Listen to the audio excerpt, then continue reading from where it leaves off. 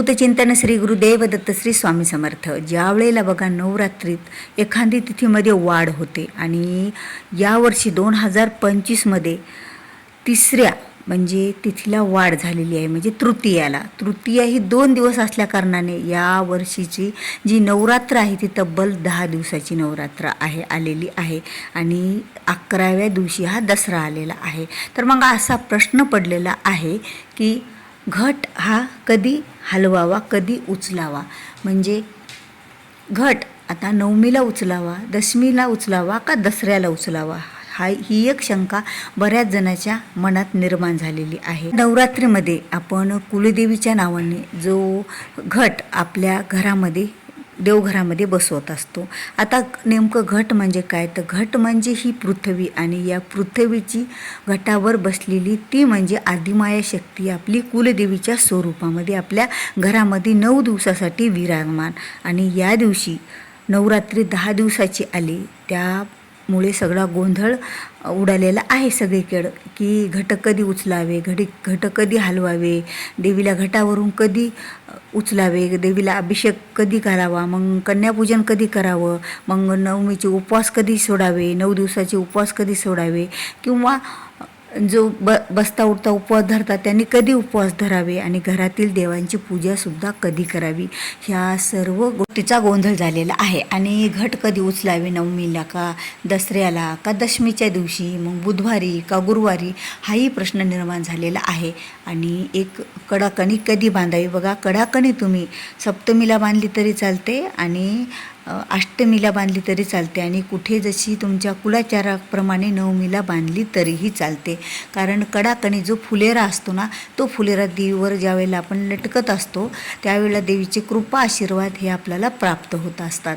आणि ही जी घटस्थापना आपल्या घरात केलेली घटी बसलेली आहे त्या देवीला घटी कधी उचलायचं आणि तिला अभिषेक कसा घालावा आणि कन्या कोण्या दिवशी जेव घालावी, बुधवारी का गुरुवारी, तर या सर्व गोष्टीची माहिती तुम्हाला या व्हिडिओच्या माध्यमातून मिळणार आहे। त्यामुळे व्हिडिओ हा नक्की स्किप न करता शेवटपर्यंत पहा।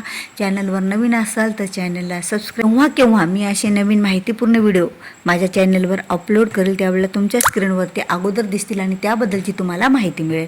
तर असो, आता महत्त्वाची गोष्ट, त्यांच्याकडे अष्टमीचा कुलाचार म्हणजे नैवेद्य आरती असल्यास त्यांनी दिनांक 30 रोजी मंगळवारी सायंकाळी 6:06 करावा आणि त्यांनी सकाळची आरती झाल्यावर देवीला म्हणजे दुसऱ्या दिवशी त्यांनी सकाळची आरती झाल्यावर नवमीच्या दिवशी देवीला शंख घंटानाद करून उठवावे व अभिषेक करावा। देवी उठवताना काळजी घ्यायची आहे की घट हालू द्यायचा नाही आणि घटावरून उठवल्याच्या नंतर अभिषेक करून देवी पुन्हा घटावर उभी ठेवावी। ही जी आहे त्यांनी अष्टमीच्या दिवशी करायचं आहे आणि कुळाचाराप्रमाणे नैवेद्य दाखवावा, आरती करावी, कुमारिका पूजन करावे आणि भोजन करावे। आता दुसऱ्या दिवशी म्हणजे नवमीला सकाळी आरती झाल्यावर पुन्हा अभिषेक करून देवी देव्हाऱ्यावर स्थापन करावी आणि घट उत्तरेकडे हलवावा, म्हणजे जागेवरून थोडा उत्तरेकडे सरकावा व दसऱ्याला घट विसर्जन करावे।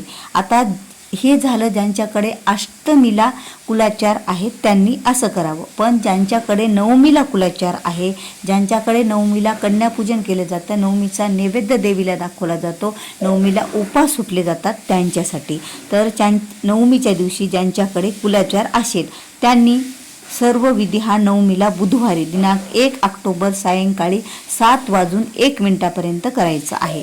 सकाळी आरती इत्यादी झाल्याच्या नंतर देवी शंख नाद घंटा नाद करून उठवावी व अभिषेक करावा। देवी उठवताना काळजी घ्यावी की घट हलू द्यायचा नाहीये। आता जसं अष्टमीचा कुलाचार करताना हलू द्यायचा नाही, म्हणजे ज्यांनी अष्टमीचा कुलाचार आहे त्यांनी अष्टमीला, पण नवमीचा ज्यांचा कुलाचार असेल देवी उठवायचा, अभिषेक घालायचा, कन्यापूजन करायचं त्यांच्यासाठी देवी उठवताना घट हलू द्यायचा नाही। देवी उठल्याच्या नंतर अभिषेक करून देवी देवघरात ठेवावी। आता ज्या ठिकाणानं देव उचलून आपण घटी मांडली होती नंतर परत त्या ठिकाणी आपल्या देवघरात ठेवावी आणि देवघरातल्या सर्व देवांना स्नान घालून घ्यावं आणि आरती करावी, कुमारिका पूजन करावं आणि कुमारिकेला जे काही आपण कुमारिका पूजन करणार आहेत पूजन करावं, त्यांना भोजन द्यावं, जे काही तुम्ही वस्तू कुमारिकाला आणणार आहेत त्या द्याव्यात. बघा, कुमारिकांना वस्तू देण्यासाठी कुमारिकाला आवडीच्या तर वस्तू आपण द्यायच्याच आहेत, पण त्याबरोबर जर तुम्ही कुमारिकाच्या डोक्यावर ओढणी पांघरून गेली तर म्हणजे देवीचा तुम्ही आदर सत्कार केला, देवीला ओढणी अर्पण केली याप्रमाणे होत असतं. आणि त्यांच्या आवडीच्या ज्या काही शिंगारातल्या 16 शिंगारातल्या वस्तू आहेत त्या आपण देऊ शकतो. आणि कुमारिकांना भोजन झाल्याच्या नंतर देवघरातील देवींची आरती नैवेद्य झाल्याच्या नंतर मग संध्याकाळी 7:01 अगोदर कधीही घट हा उत्तरेकडे थोडासा हलवावा, म्हणजे जागेवरून थोडासा उत्तरेकडे सरकावा. आणि आणि दुसऱ्या दिवशी म्हणजे आता गुरुवारी, आता या दिवशी तर घट आपण सरकून ठेवले, ज्यांचा नवमीचा कुलाचार आहे त्यांनी नवमीच्या दिवशी देवीची पूजा, आरती, सेवा जे काही तुमचा कुलाचार असेल त्याप्रमाणे देवीला घटावर उतरून अभिषेक घालणं वगैरे सगळं झालं. कन्यांचं पूजन झालं, कन्यांना जेवण झालं.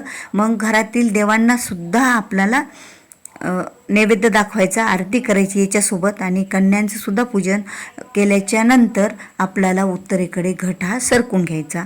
आणि त्यानंतर हा संध्याकाळी 7 वाजेपर्यंत म्हणजे बुधवारी 1 तारखेला. पण गुरुवारी दसऱ्याच्या दिवशी घट हा आपण उचलू शकतो.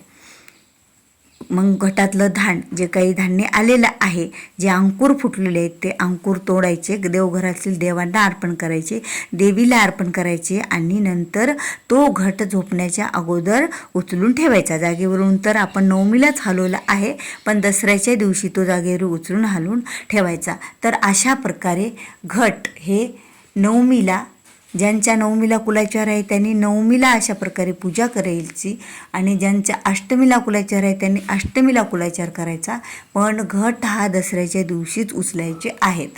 आणि जो काही आपण अखंड दीप लावलेला आहे, आता जरी आपले नवमीचा उपवास सुटला, घट जाग्याहून हलवले, तरीही दिवा हा आपला चालूच असेल तर दिवा चालूच राहू द्यायचा, स्वतःहून शांत करायचा नाही. जेव्हा दिवा शांत होईल तेव्हाच तो दिवा उत्तरेकडे म्हणजे सरकून नंतरच उचलून घ्यायचा असतो. तर तुम्हाला हा व्हिडिओ आवडला असेल तर व्हिडिओला लाईक करा, शेअर करा, जास्तीत जास्त तुमच्या आप्त मित्र परिवारापर्यंत हा व्हिडिओ शेअर करा, जेणेकरून त्यांनासुद्धा ही चांगली माहिती मिळेल. आणि जर चॅनलवर नवीन असाल तर सबस्क्राईब करा. भेटूया पुन्हा अशाच एका नवीन माहितीपूर्ण व्हिडिओसोबत. तोपर्यंत श्री स्वामी समर्थ. जय जय स्वामी समर्थ.